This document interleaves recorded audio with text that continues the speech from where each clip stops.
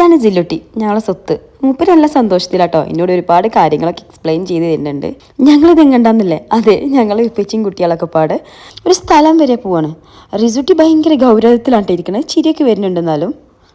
യാമിമോളും നല്ല ഹാപ്പിയാണ്. അങ്ങനെ ഞങ്ങളത്തെ കാടാമ്പുഴ എത്തിയിട്ടോ. ഞങ്ങൾ ഫാം ഹൗസിലേക്കാണ് പോണത്. ഇന്ന് ഉച്ചയ്ക്ക് ഫുഡൊന്നും ഉണ്ടാക്കണ്ട, ഞങ്ങൾ വരുമ്പോൾ കൊണ്ടുവരാമെന്ന് അങ്ങോട്ട് വിളിച്ച് പറഞ്ഞിട്ടുണ്ടായിരുന്നു.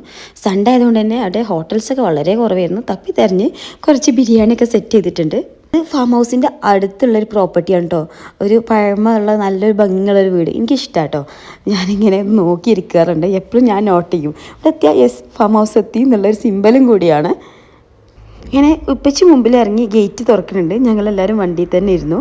ഫുഡ് കഴിക്കാൻ നേരം വൈകുന്നുണ്ട്. ഇപ്പച്ചി ഫുഡ് കഴിച്ച് മുന്നിൽ നടന്നു, ഞങ്ങൾ പിന്നാലെ. ഫാം ഹൗസ് ഫസ്റ്റ് വന്നതല്ല, പിന്നെ വന്നിക്കണേ അല്ലേ? ആ ബോബുണ്ട് ഫാം ഹൗസ്. ആ കുരുമുളക് കഴിച്ചല്ലേ.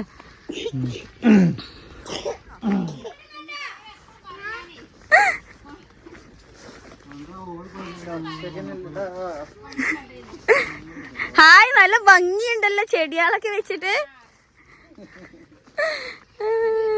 ദൂരെ നിന്ന് ഞങ്ങളെ കാണുമ്പോൾ തന്നെ കണ്ടില്ലേ ചേച്ചിൻ്റെ ഒരു സ്നേഹവും സന്തോഷമൊക്കെ. അത് തന്നെയാണ് ഈ വെക്കേഷന് സമയമില്ലായിട്ടും ഇങ്ങോട്ട് ഓടിച്ചാടി വന്നത് കേട്ടോ. ഒരു കൊച്ചു വീടും മുറ്റത്ത് നിറയെ ചെടികളും പൂക്കളും, എന്ത് ഭംഗിയാണല്ലേ. വർത്താനൊക്കെ പറയുന്നു. ആ വരെ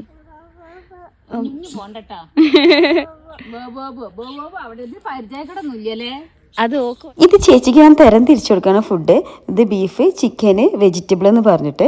കുട്ടിയൊക്കെ ഞങ്ങൾ ചിക്കൻ ഇരുന്ന് വാങ്ങിയിട്ടുണ്ടായിരുന്നു. ഓല് കളിച്ച് തളർന്ന് വന്ന് നന്നായിട്ട് ഭക്ഷണം കഴിച്ചു കേട്ടോ.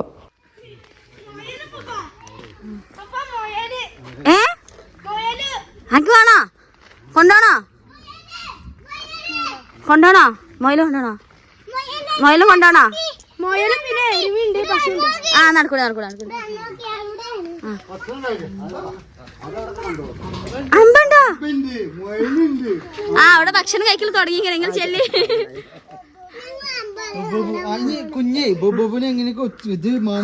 എങ്ങനെ ചിന്ന നോക്കട്ടെ. മൈസൂരിന് പച്ച കീപ്പെട്ട് വന്നു. എവിടെ മൊയില്? എവിടെ മൊയില്? വികല് വികല് വികല്. എവിടെ? ഞങ്ങൾ വെറുതെ പറയല്ലേ. അയ്യോ മൊയിലുണ്ടോ?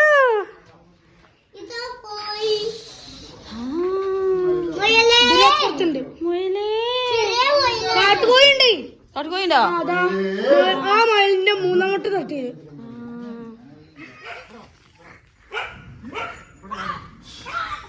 വേണ്ട വേണ്ട, പശുക്കളോട് കളിക്കണ്ട, വേണ്ട. നല്ല കുത്താറ. ഊതിപ്പിച്ചാനേ ഊതിപ്പിച്ചാനേന്ന് നിങ്ങളങ്ങനെ പേടിക്കുന്നത്. എൻ്റെ ഈ അടിഭാഗല്ലേ അത് അങ്ങനെ ചെത്തിയിട്ടാണ് പശുക്കൾക്ക് കുക്ക് ചെയ്തിട്ടുണ്ട് ഓലക്കാലെത്തിയിട്ട. മക്കൾസൊക്കെ നല്ല സന്തോഷത്തിലാണ് കേട്ടോ. ഒരുപാട് തുള്ളിച്ചാടി നടക്കുകയാണ്. ഇവിടെ വേറെ ഒരു കുഞ്ഞു വീടും കൂടി ഉണ്ട്. അതായത് കൂടുതൽ പണിക്കാരൊക്കെ ഉണ്ടാകുമ്പോൾ ഇവിടെയാണ് സ്റ്റേ. അതുപോലെ ഇതിൻ്റെ ബാക്ക് സൈഡിലാണ് ആ മുയലും ആ കോഴിക്കളെയും ഒക്കെ സെറ്റ് ചെയ്തിട്ടുള്ളത്.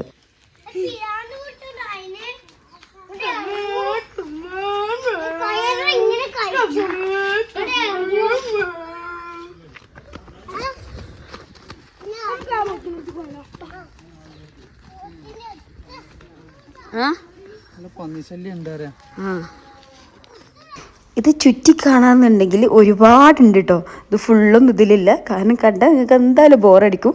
മെയിനായിട്ട് ഇവിടെ കൃഷികൾ തന്നെയാണ്.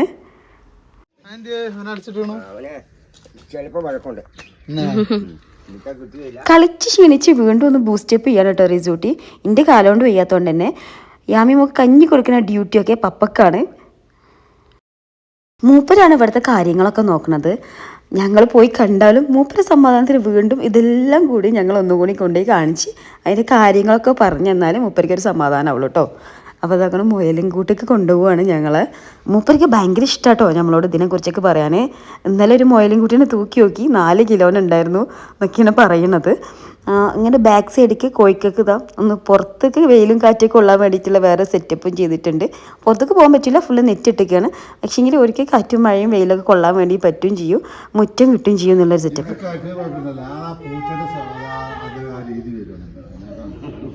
അല്ല അത് കഴിക്കുന്നുണ്ടെങ്കിൽ കൊണ്ടുപോയിക്കോട്ടെ കുഞ്ഞിപ്പാ. എന്നെ കടിച്ചു നിന്നു, ഞാൻ പിടിക്കണം കാണാൻ പോട്ടെ.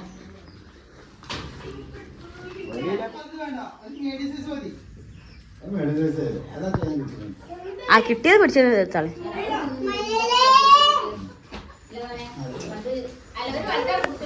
ആ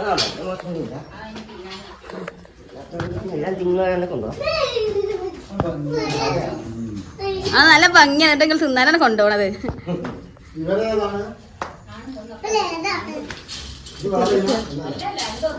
അതിന് പിടിച്ചാണ് ഞാൻ വീഡിയോ എടുക്കട്ടെ. പിടിച്ചിങ്ങനെ പുറത്തേക്ക് വരും, പുറത്തേക്ക് വരും. യാമി ഇടക്ക് കാക്കൂന്റെ കയ്യിലൊക്കെ ഇടക്ക്. ഹായ് പെണ്ണ, പിടിച്ചോ പിടിച്ചോ പിടിച്ചോ. ഏ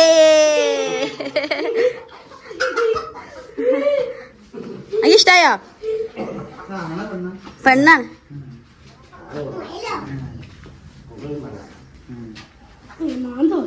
മാതൊക്കെ ചെയ്യും. ഒരു ഫുള്ള് സപ്പോർട്ടാണ് കേട്ടോ. ഇപ്പച്ചിക്കല്ലേ പറ്റാത്തത്, എൻ്റെ കുട്ടികളെ കൊണ്ടുപോയി തിന്നുകൊണ്ട് നല്ല ടേസ്റ്റാന്നാണ് മൂപ്പര് ഇവിടെ നിന്ന് വിശദീകരിച്ച് പറയണത് കേട്ടോ. അതിന് കൂടുണ്ട് നമുക്ക്.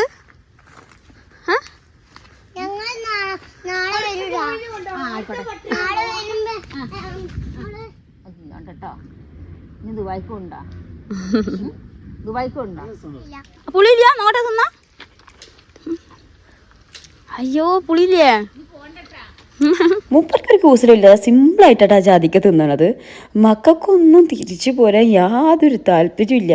യാമി മോളടക്കം കളത്തിൽ ഇറങ്ങിയിട്ടുണ്ട്. അവിടുന്ന് പിടിച്ചു കൊണ്ടുവരാൻ പെട്ടൊരു പാടായിരുന്നു.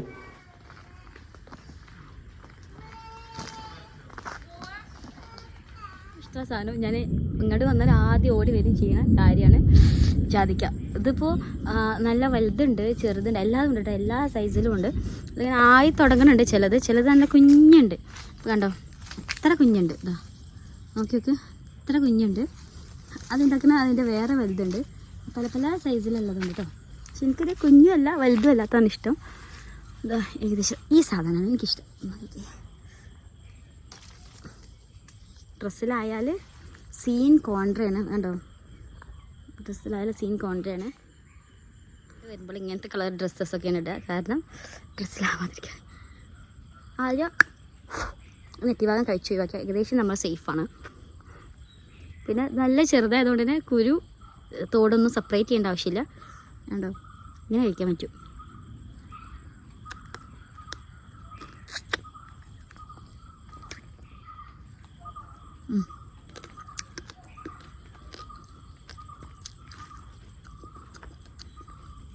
പല്ലൊക്കെ ക്ലീൻ ആവട്ടോ ഇത് കഴിച്ചാൽ. ഒരുപാട് കിളികളുണ്ടായിരുന്നു. എങ്ങനെയെന്നറിയില്ല, ഒരു പാമ്പ് കൂട്ടി കയറി ഒരുപാട് കിളികളെ കൊന്നു എന്നാണ് പറഞ്ഞു. കലാവിരുദ്ധാണ്. തേങ്ങ കൊണ്ടാണ് കുരുവികൾക്ക് കൂടുണ്ടാക്കി കൊടുത്തത്. ചട്ടിയല്ലോ തേങ്ങ. അത് അവിടെ ഒന്നുണ്ട്, ഇവിടെ ഒന്നുണ്ട്.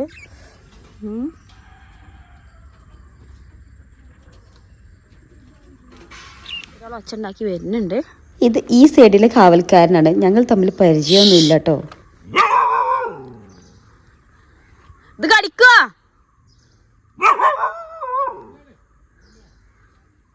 അതാ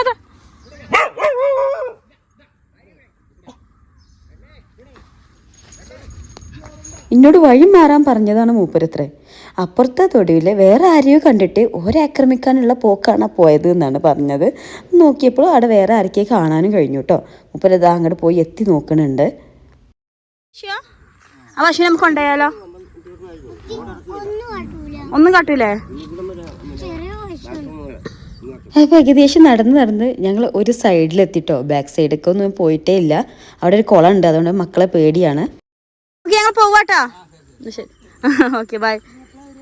ഇനി വരേണ്ടത്. അങ്ങനെ ഓരോട് യാത്ര പറഞ്ഞ് ഞങ്ങൾ പോവുകയാണ്. ഇനി എന്നാ വരിക എന്നുള്ള ചോദ്യത്തിന് ഇൻഷാ അല്ലാഹ് എന്ന് മറുപടിയും കൊടുത്ത് ഞങ്ങളിതാ നടന്ന് നീങ്ങി.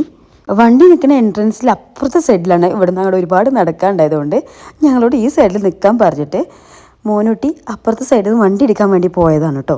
ഞങ്ങൾ തിരിച്ചിറങ്ങണില്ല. ഞങ്ങൾ ഇവിടെ നിന്ന് വണ്ടി കയറാമെന്ന് വിചാരിച്ചു. ഇതാ വണ്ടി എത്തിയിട്ടുണ്ട്. ചേച്ചിനെ കണ്ടത് യാത്ര പറഞ്ഞിട്ടൊന്നുമില്ല, ചേട്ടനോട് പറഞ്ഞോളാനും വേണ്ടി പറഞ്ഞ് ഞങ്ങൾ പോന്നു. റിസോർട്ടും വണ്ടിയിലാണ് വന്നത്. അതുകൊണ്ട് ചേച്ചി ഓനക്ക് സ്നേഹസമ്മാനമായിട്ട് നല്ല ജമന്തി പൂക്കളൊക്കെ കൊടുത്തിട്ടുണ്ടായിരുന്നു കേട്ടോ. ഓൻ അതിൻ്റെ പൊലിവിലാണ്.